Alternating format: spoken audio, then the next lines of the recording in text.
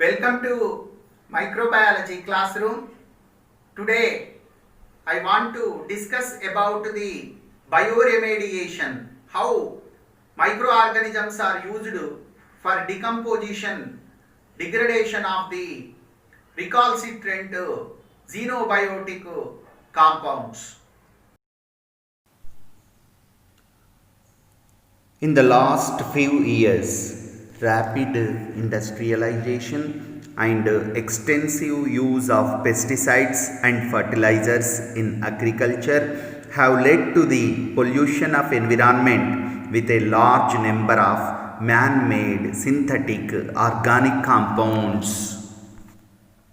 Many of these novel compounds introduced in nature are xenobiotics. These xenobiotics, these are the recently man-made synthetic compounds. These have very long half-life periods. They are not readily degraded by the microorganisms. The pollution of the soil with heavy metals, pesticides, petrochemicals is an environmental concern today. Heavy metals, pesticides, herbicides, solvents, petrochemicals and other contaminants are the most prevalent forms of the contamination found at soils, water bodies, waste sites, and their remediation is very difficult.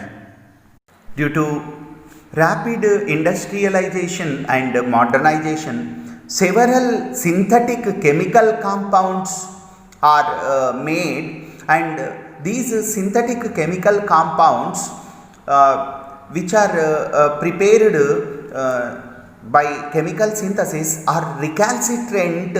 They are not degraded by the microorganisms. It is very difficult to degrade these man-made synthetic compounds. These compounds are called xenobiotics. Xenobiotics. So what are these xenobiotics? Many of chemical compounds introduced by human beings into the nature are called xenobiotics. A xenobiotic compound is a synthetic chemical that is not naturally occurring. Xenobiotics include pesticides, polychlorinated biphenyls, dyes, chlorinated solvents, insecticides, herbicides, etc. These xenobiotics are structurally related to natural compounds and sometimes they can be degraded slowly by the enzymes that degrade the structurally related natural compounds. Only those xenobiotics which are structurally related to natural compounds can sometimes be degraded slowly by the enzymes that degrade structurally related natural compounds by microorganisms. However, many xenobiotics, they differ chemically from naturally occurring substances. They are not readily degraded by the microorganisms. So the bioremediation of these xenobiotics become very difficult. Removal of these xenobiotics from polluted sites is a problem. What are the different types of the pollutants? They are causing damage to the environment. So various types of pollutants are listed here. Solvents, chemical solvents such as chloroform, etc. Pesticides, DDT, Lindane, Malathion, Parathion, BHC. These are examples. Herbicides like Arochlor, Atrazine, 2,4-D, fungicides, pentachlorophenol, insecticides, organophosphate insecticides, and petrochemicals. They contain different aliphatic and aromatic substances, aliphatic and aromatic hydrocarbons, benzene, toluene, polyaromatic hydrocarbons, xylene, explosives, trinitrotoluene, polychlorobiphenols, Phenol and chlorophenols, these are another group of pollutants. Heavy metals such as cadmium, lead, mercury. So these are some examples to the pollutants which are causing threat to the environment, which are the pollutants. Different types of environmental contaminants or pollutants. Naturally occurring compounds in the environment that are present in unnaturally in high concentration, such as crude oil, refined oil. So these are some naturally occurring compounds in the environment that are present unnaturally in high concentrations, and phosphates, heavy metals. So xenobiotics, these are chemically synthesized compounds that have never occurred in the nature. For example, pesticides, herbicides, this is another category of the pollutants. And there are some chlorinated aromatics, polychlorinated biphenyls, etc., and pentachlorophenol. So these are the insecticides and fungicides. Polyaromatic hydrocarbons, plastics, these explosives like trinitrotoluene, RDX. These are the some types of xenobiotic pollutants. Bioremediation. What is bioremediation? Bioremediation, before proceeding into the bioremediation, I want to discuss about the pollutants. What are the different types of the chemical pollutants? Chemical pollutants are of two types: biodegradable pollutants and non-biodegradable pollutants. Chemical pollutants are of two types: biodegradable and non-biodegradable pollutants. A biodegradable compound may be converted by microbial action into a non-toxic compound within a few months. Within a few months, microorganisms present in environment degrade the chemical compound into non-toxic compounds within few months. Such chemical compounds are called biodegradable compounds. Whereas non-biodegradable compounds, these are recalcitrant chemicals. They remain in nature for several years in the toxic form. Microorganisms are unable to degrade these chemicals. So these chemicals are called non-biodegradable pollutants. Non-biodegradable pollutants are resistant to microbial biodegradation. So they are degraded very slowly. It requires very long time to completely degrade those chemicals. So such chemical pollutants are called non-biodegradable pollutants. Even though the concentration of xenobiotic non-biodegradable compound in the environment is very low, it may become progressively more concentrated in the bodies of certain animals, because as it moves up along the food chain, this process is called biomagnification.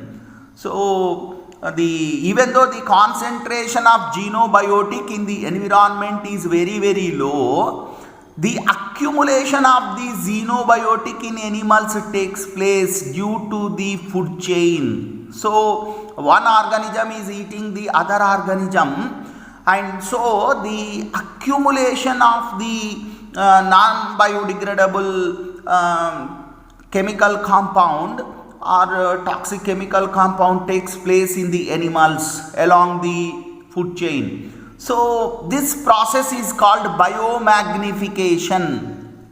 Bioremediation. What is bioremediation? Bioremediation is the use of biological treatment systems to destroy or reduce the concentration of hazardous waste from contaminated sites. Bioremediation is use of microorganisms to destroy or reduce the concentration of toxic waste from contaminated sites. Bioremediation can be defined as manipulation of living system to bring about desired chemical and physical changes in a confined and regulated environment. So use of these microorganisms, manipulation of living system to bring about the desired chemical and physical changes in a confined and regulated environment. So this is called bioremediation. So bioremediation removes the pollutant from the environment without degradation or through transformation or degradation of the hazardous substance to non-hazardous chemical substance.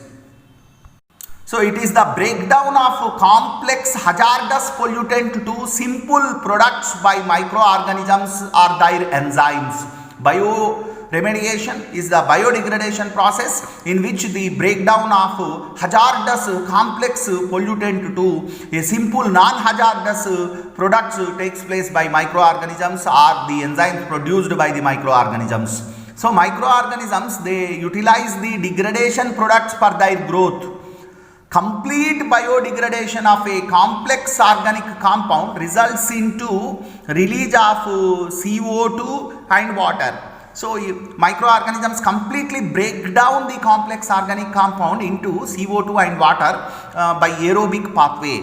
So the biodegradation process, it provides carbon energy source required for the growth of microorganisms.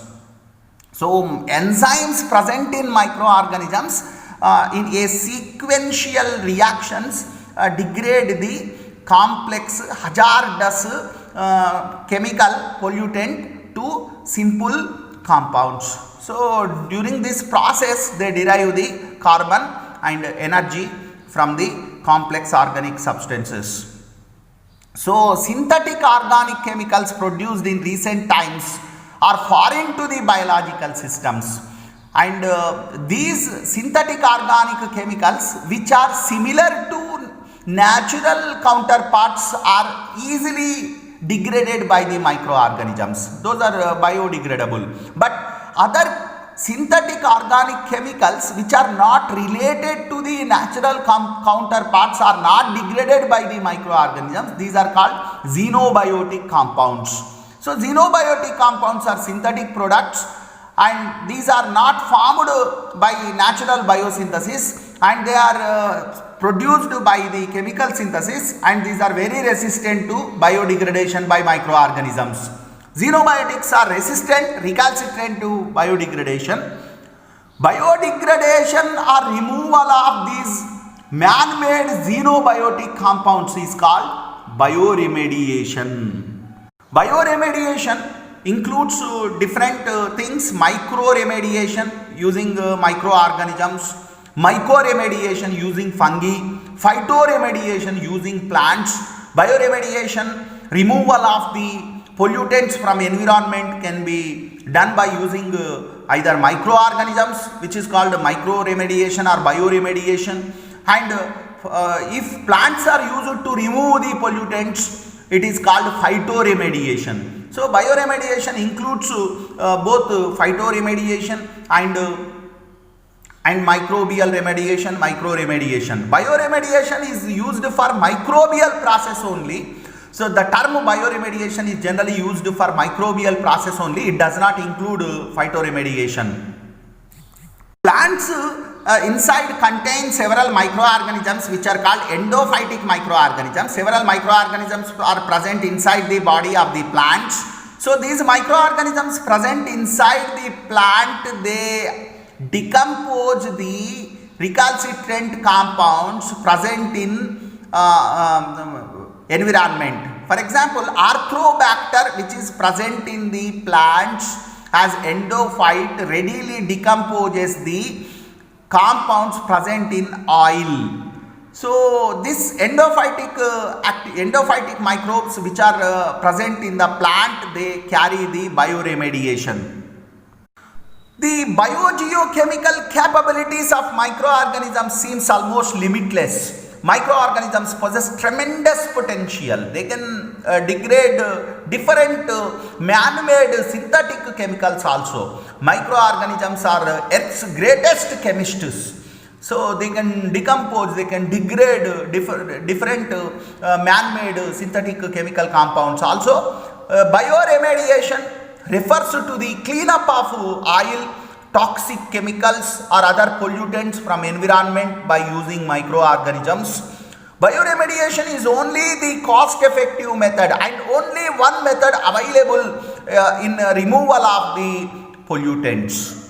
The many types of bioremediation methods are there? How many types of techniques are there? Bioremediation technologies can be generally classified into two types. Bioremediation technologies are generally classified into two types: in situ bioremediation, ex situ bioremediation.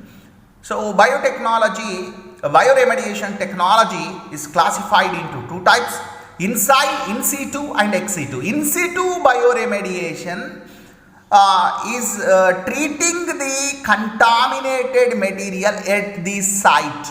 In situ bioremediation involves treatment of the contaminated material at the site only. What is ex situ bioremediation? Ex situ bioremediation involves removal of the contaminated material to be treated. It is treated other site.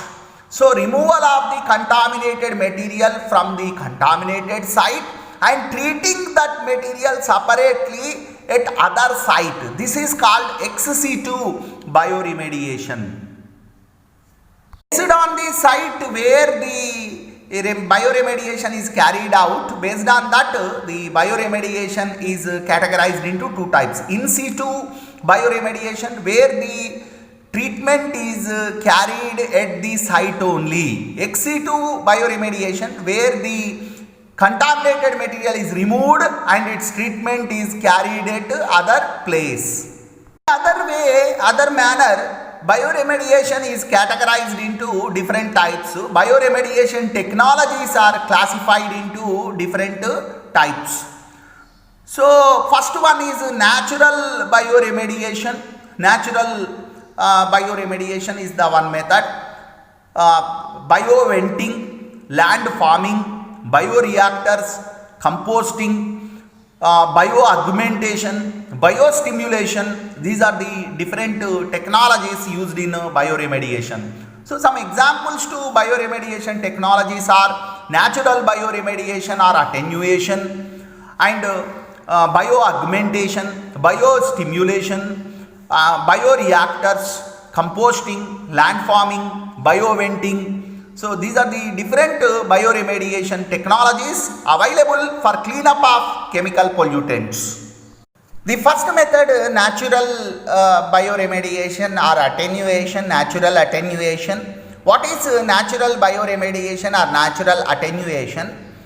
Naturally occurring bioremediation, it is also called intrinsic bioremediation. Naturally occurring bioremediation is also called intrinsic bioremediation. It is also called natural attenuation. Actually, this process is very slow process. During this process, microorganisms degrade this complex chemical substance or toxic chemical substance some slowly, and this process is somewhat difficult to carry, but difficult to the organism to carry the process. However, microorganisms present in natural environment can degrade the recalcitrant compound or xenobiotic. So, use of indigenous microbial population, naturally occurring microorganisms at the contaminated site will degrade the complex organic substance. So, soils contain a very large number of microorganisms, which include even hydrocarbon utilizing bacteria, hydrocarbon degrading bacteria, pesticide degrading bacteria. So these indigenous microbial population in the environment can degrade the hydrocarbons or pesticides or insecticides or any other complex man-made synthetic compounds. However, the rate of degradation is slow. It will depend only on the growth and metabolism of the microorganisms, but it also depends on the structure of the compound. Simple monocyclic aromatics are easily degraded, but complex structures like polycyclic aromatic hydrocarbons are not readily degraded and may persist for some times. Attenuation is very slow process and the microorganisms can able to degrade the recalcitrant compounds, but it takes place very slowly. There is one more method which is called biostimulation. What is biostimulation? Bioremediation by addition of the nutrients and electron acceptors to stimulate indigenous microbial flora to decompose pollutant within the contaminated site. This is called biostimulation. Biostimulation. It is also called bioaugmentation. Biostimulation or bioaugmentation is the process where addition of nutrients and electron acceptors to the contaminated site to stimulate the indigenous natural microbial flora to decompose the pollutant is called biostimulation or bio. For example, Pseudomonas putida had shown good biostimulation or co-metabolism of trichloroethylene when phenol or benzene is added to the contaminated site. Pseudomonas putida, utilizing the phenol or benzene, it readily degraded the trichloroethylene. Biostimulation, this is the biodegradation of organic compounds including hydrocarbons is associated with microbial growth and metabolism. Biodegradation of organic compounds, this can be done by spraying the nitrogen sources or phosphorus compounds or other mineral nutrients to modify the environment and to stimulate the growth of indigenous microorganisms. In March 1988, when there was a major oil spill from supertanker Exxon Valdez along the Alaska coastline, the scientists decided to use bioremediation to enhance the cleanup. They sprayed the beach with nitrogen sources, phosphorus compounds and other mineral nutrients to modify the environment and to promote the growth of naturally occurring indigenous oil degrading microorganisms, particularly Pseudomonas species.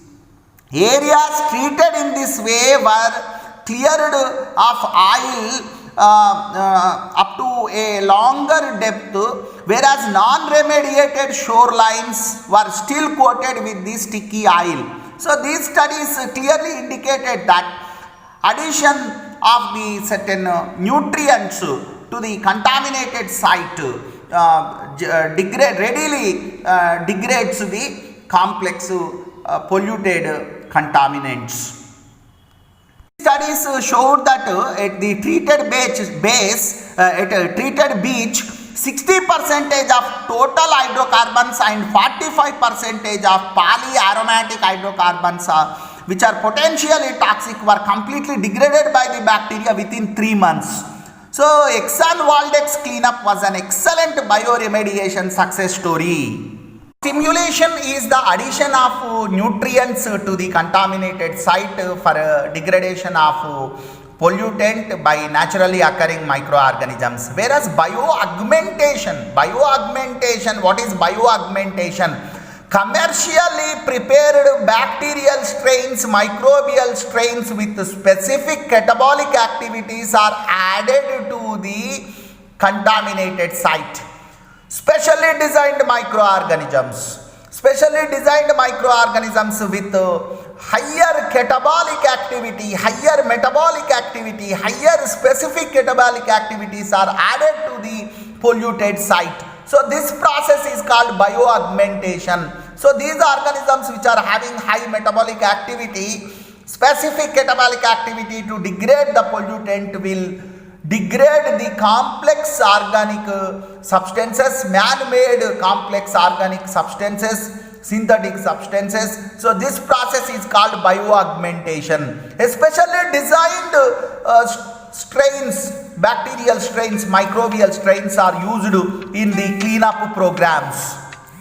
For example, a specially designed rotating biological contactor with Phanerochaete chrysosporium white rot fungus designed by Mycotech company for bioremediation of DDT, PCB, TNT, coal tar, etc.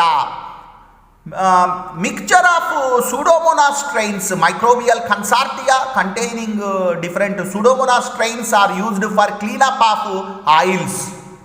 Bioaugmentation is adding biodegrading organisms, specially designed biodegrading organisms to the contaminated site. Biofilters, these are used for removal of organic gases by passing the air through the compost or soil containing microorganisms capable of degrading these gases. So removal of organic gases by passing the air through the soil containing microorganisms capable of degrading the gases, this is known as biofiltration. So biofilters are used to remove the volatile organic compounds from air. Bioreactors, these are the special vessels to remove the pollutants or to degrade the pollutants using the microorganisms or enzymes. The treatment of a contaminated substance in a large tank containing microorganisms or enzymes, this is called bioreactor. Bioreactors are used to remove the toxic pollutants from solid waste and soil. Bioventing, what is bioventing? Bioventing involves the venting of oxygen through soil to stimulate the growth of natural and introduced bioremediation organisms. So oxygen is vented through the soil. So this oxygen promotes the growth of aerobic organisms naturally present in the soil or the introduced bioremediation organisms in the soil. So this is called bioventing. Bioventing is used for soils contaminated with petroleum products.